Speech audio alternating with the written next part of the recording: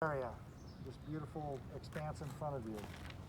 The swimming area, including a half-mile long beach and swimming area buoys that must be installed and removed seasonally by the concessionaire. Paved parking with 161 parking stalls. 2 restroom buildings with flush toilets. Check-in station has a booth with electricity for an attendant. 50 picnic tables. Water faucets are provided in the beach area. Trash bins. A paved group picnic site with a roof cover known as the pavilion. For up to 150 persons. Day use only, boat in beach on the south end of the swimming beach. Dogs on leash are allowed at this location on the beach. To better explain that, at the far south end of the beach is an area of beach that we purchased after we had owned this, and this was a designated swim beach by the Coast Guard. We became owners of that, and that area, because of that, boats are allowed to go in there and dogs are allowed. So the nuance there is dogs are allowed through this kiosk, like they're not allowed through Baldwin or Pope. But folks with dogs are directed to go to the far parking lot, park, and then we have literally painted doggy prints on the ground so people can follow the doggy prints, and we have signs over to the boat in beach where animals are allowed. We try not to call it doggy beach because that just preloads it for everybody in the neighborhood, and we're trying not to get only that kind of use there. But we've been doing this for years now, and the locals are aware of it. Day use is $10 per vehicle. There's no fee for bicycles and pedestrians. Again, the times are the same for all of them. Managing this very popular day use area is challenging, as the parking lot is often full by noon on peak season weekends. Not weekends anymore, it's even during weekdays. Applicants should include strategies to manage and divert day use traffic at the recreation site entrance during these periods, while still accommodating camper access to the campground. Nevada Beach is another official public launch area for the Tahoe Water Trail. And here's some nuances to this site. The 4th of July.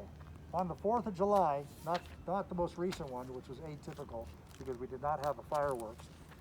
On the 4th of July, the Nevada Beach day use area is an extremely popular destination for visitors wanting to have a great day at the beach, followed by a spectacular fireworks display over the lake. Upwards of 10,000 people enjoy the day on the beach, even with the holiday alcohol prohibition enforced by the concessionaire. We do have an alcohol prohibition on the 4th of July.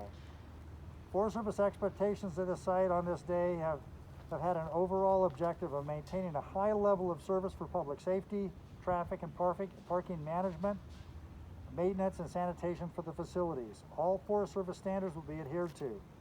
Additional concessionaire hired security staff are needed to supplement the consistent concessionaire staff to ensure the management of the parking and traffic, security, and alcohol and illegal firework prohibitions.